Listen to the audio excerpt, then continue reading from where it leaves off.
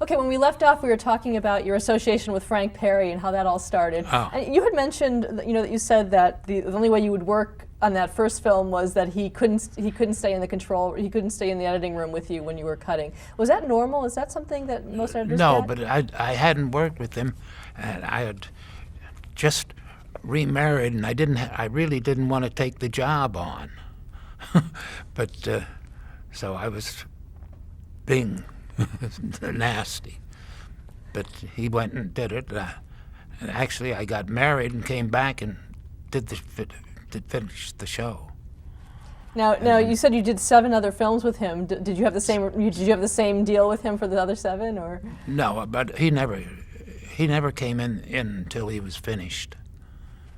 I mean, I always showed him a first cut that he really hadn't seen it, but I didn't do anything radical to it then, because I was just putting it into a first cut.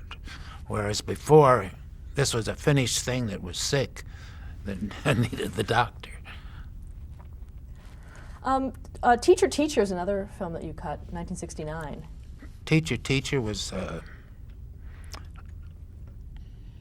this story, the story of a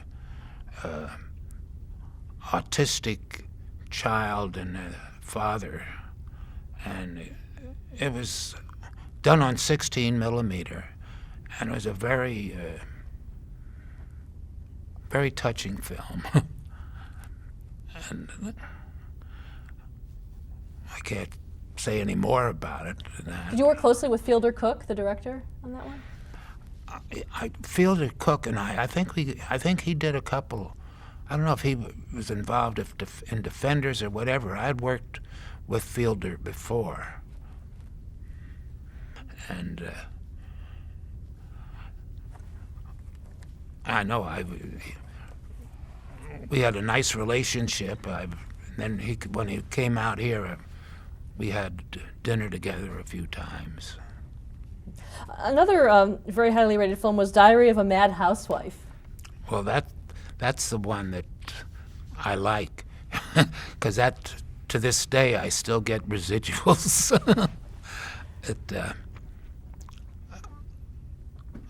That went quite smoothly as far as production and whatnot. I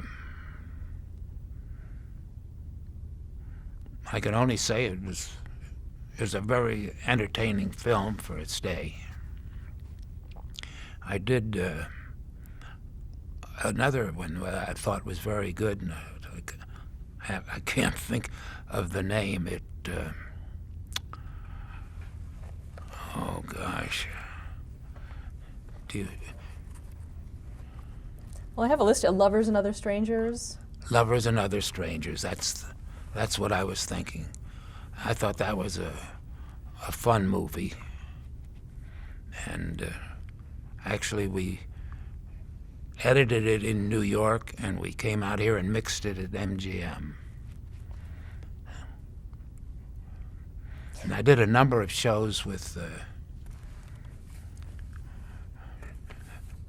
George. He was head of UCLA Film School. I did 3 or 4. He did the Fitzgerald's, George Schaefer. I'm a little slow and getting slow. It's all right. Yeah. Wonderful man. I did 2 or 3 shows with him. And as I say, he ended up being head director at UCLA, their film school. Do you ever call you in to lecture or anything like that? No, but I did lecture at USC and NYU and Beverly High. Now, you eventually moved to Los Angeles from New York. Well, You were doing a lot of actually, I came out here when I was like 12 years old and started at Beverly High and then went to UCLA. I consider this really my home. And I have family spread around. I have 3 daughters. One of them's in England, one's in New York, and then middle daughter is the one who's an editor here. Is she the only one that followed in your footsteps? Well, the one in New York, whenever she needed money, would go in and sync film and whatnot for a couple of people in the labs who knew me and knew her. But she's a photographer, and she's done shows for National Geographic, etc. But she was in the cutting room for a while, but didn't like it. So now she's a professional photographer. Do you think there's a special kind of person that works really well in the cutting room? Is there something about a person is there something a person needs to be able to handle? I think you got to really, I don't care what you do, you have to love your work. You got to enjoy it, and you got to get a kick out of it. When you make a mistake, you have to laugh it off and fix it. But it's not the end of the world, and it's fun, especially with film, that you're having trouble, or everybody's having trouble with, and you're trying to make it so that it's right. And that happens frequently. You get trapped. Somebody maybe forgot to pick up one angle that's really necessary, and you got to go and work around it. And it takes brains. And I would think I could never think of a better profession than being in a film editor. And today they're so lucky, because in my day it took, if you were an apprentice for 2 or 3 years, that's pretty good. And then if you were an assistant for only 5 or 10 before you got to be an editor, that was a lot. I mean, today you can come in and be an editor in 2 weeks or less. Did you find it a solitary role, in a way? I like being alone. I mean, with the film and without anybody in the room. In fact, I think I'm much more unto myself than a lot of people. Though I love people. I mean, I'm surrounded with 5 girls, 5 daughters. How many miles of film do you think you've handled in your career? Oh, God. Well, as I say, I know of like 3,000 hours of television shows and 25 features. You string that along, plus God knows what else. And a lot of those things, just like today, I forget a lot of the things that I've done. A lot of series keep coming to mind that I did. And he should have gotten me 10 years ago. Now, do you have a preference between film and television? Does it matter to you? Is there something different to you between the two? Well, you know what? There is no difference. I mean, any editor said there is, only in the amount of film you get, only in the choices you get. In that a feature, they'll take 5 or 10 takes of the same thing, maybe. In television, they don't. It's 1 or 2 and out. Okay. And also, you don't get the kind of coverage. And that's the difference, it's coverage. What was the last few films that you worked on? You did Traveling Man with your daughter. With John Lithgow.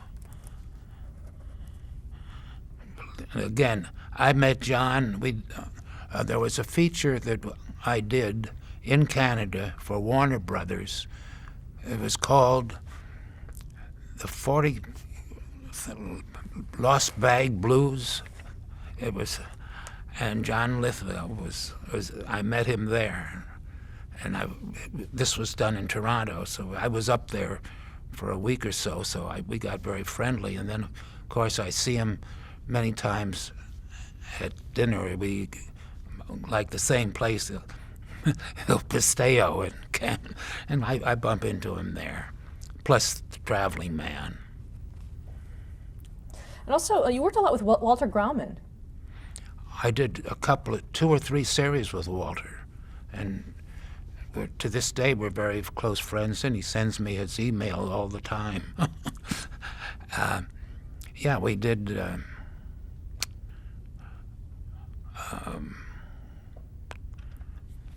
Well, you did Bare Essence, Valley of the Dolls. Valley of the Dolls, Bare Essence, and then I think about the last thing I did was probably one of the worst films, was Nightmare on 13th Street or something. 13th Floor. And I think that's one of the reasons I decided to retire, because Walter and I finished this, and it was a very nice film. And then the producers came in, and Walter and I and the producers did one go at it, and Walter said, "The hell with it," and he left. And they sent in a couple of, I don't know what they were. I think they thought that they were young producers, and they sort of hacked the film to pieces. So I decided, it's no longer fun. And I think that's the reason I retired. And what did you do after retirement? What do you fill your days with? What do you do? What do I fill my time with? Oh, I got a lot. I play golf 3 times a week. Love it. I do a lot of painting. Not a lot. I do painting when I want. Wood carving. Play a lot on the computer. Got a cute dog and a beautiful wife. It's very easy to be full. And if I have nothing to do, I go out, play golf 9 holes or something. And tomorrow you're being honored by ACE with a Lifetime Achievement Award for your work. Pardon? Tomorrow you're being honored Right. with the ACE Lifetime Achievement Award. Talk about that. Talk about getting the call and how you feel about that. I'll tell you, I was sort of shocked because it's been like 15, 16 years since I've been retired. And out of the blue, my daughter called and he said, "Dad, you've been honored for this." And I thought, "You're kidding."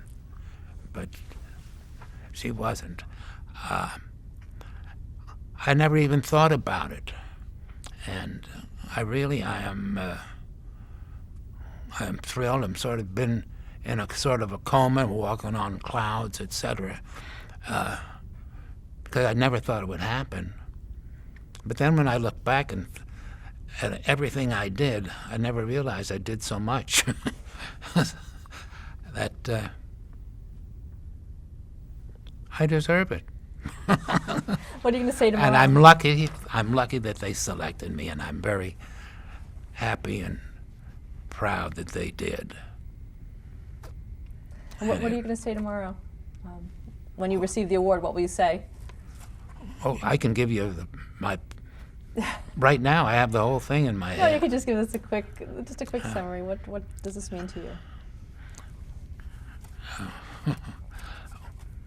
Well, let's see.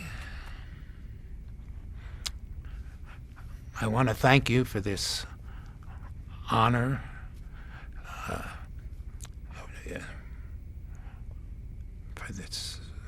For this distinguished honor. Working with such outstanding film editors, directors, assistants, and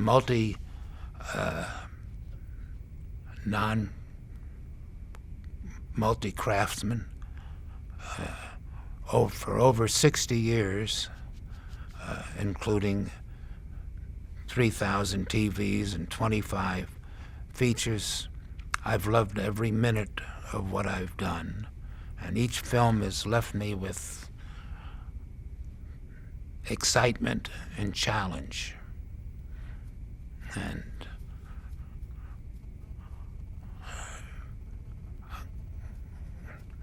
good night, and I won't ever forget this memorable evening, or something like that. That sounds good. What advice would you give to someone going into editing today? Pardon? What advice would you give to someone going into editing today? I'd say it's a fun sport. You're going to have to take you're going to take a beating growing up, and it's all worth it when you get there. And I think it's a great profession, and it's a hard one to get into today. And it has its rewards.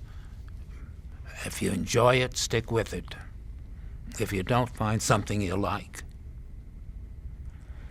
What to you has been the highlight of your career?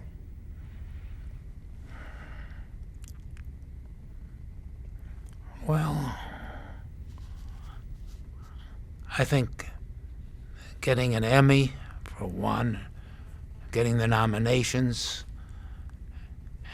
and above all, this lifetime achievement came out of the blue, and